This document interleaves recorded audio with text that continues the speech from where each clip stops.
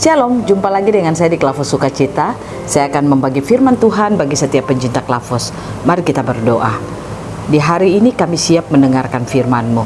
Kami percaya Roh Kudus akan terus berbicara di dalam kehidupan kami. Amin. Bagian kebenaran firman Tuhan saya angkat bagi kita dalam Kejadian pasal 4, ayatnya yang ke-9 saya akan angkat bagi kita. Firman Tuhan kepada Kain, "Di manakah Habel adikmu itu?" Jawabnya, "Aku tidak tahu. Apakah aku penjaga adikku?" Demikian jawab pembacaan firman Tuhan.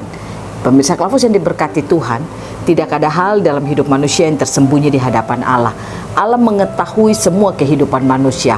Seperti firman-Nya mengatakan, sehelai rambut jatuh dari kepala, Allah mengetahui itu.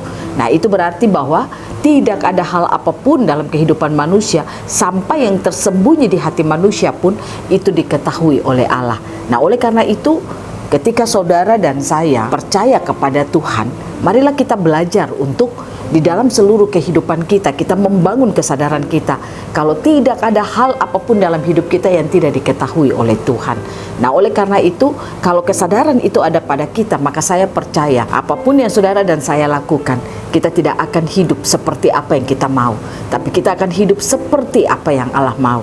Kenapa ada banyak orang Kristen, dia rajin membaca Alkitab, dia aktif dalam pelayanan, bahkan dia rajin sekali untuk melakukan setiap hal-hal kekristenan di dalam kehidupannya, tetapi sayangnya terkadang ada dosa-dosa tersembunyi yang dia buat secara diam-diam, seolah-olah Allah tidak mengetahui semuanya.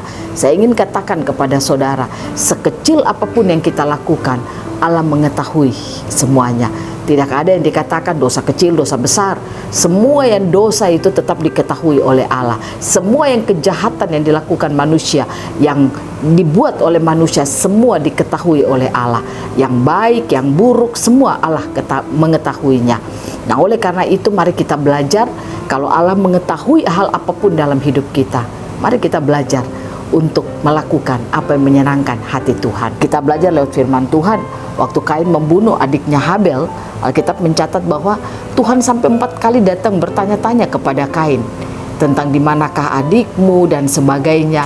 Artinya Tuhan tahu apa yang dilakukan oleh Kain terhadap Habel. Nah, oleh karena itu, ini gambaran bagi saudara dan saya. Mari kita belajar untuk terus merenungkan firman dalam hidup kita. Supaya apa, saudara? Ketika kita merenungkan firman, apapun yang kita lakukan di dalam hidup kita, sekecil apapun, sebesar apapun, semua diketahui oleh Allah. Dan kalau Allah mengetahui apa yang kita lakukan itu berkenan kepadanya, maka Dia pasti akan memberkati seluruh hidup saudara dan saya. Ingat, saudara mungkin bekerja di gereja, engkau mungkin orang yang aktif di dalam pelayanan. Saya katakan, mungkin sekarang engkau sembunyi-sembunyi sedikit kesalahanmu, tapi saya katakan, istrimu tidak mengetahuinya, suamimu tidak mengetahuinya, anak-anakmu tidak mengetahuinya, tapi Tuhan tahu hal itu. Karena tidak ada yang tersembunyi di hadapan Tuhan. Oleh karena itu, mari kita belajar, renungkan terus firman Tuhan dalam hidup kita, supaya di hadapan Tuhan kita bersih, di hadapan Tuhan kita terjaga, hidup kita tetap clean, clear, dan pure di dalam seluruh kehidupan kita, dalam hal marriage, dalam hal money, dalam hal moral, dalam hal motivasi, kita terus ada di dalam hal yang benar di hadapan Tuhan. Nah, oleh karena itu, mari kita renungkan firman Tuhan terus di dalam hidup kita, supaya segala perbuatan kita benar di hadapan Tuhan. Memang tidak ada yang sempurna manusia, tapi kita percaya Tuhan lewat firman-Nya membawa saudara dan saya menuju kepada kesempurnaan itu. Jangan keraskan hati kita saat mendengarkan firman, tapi mari kita lembutkan hati kita.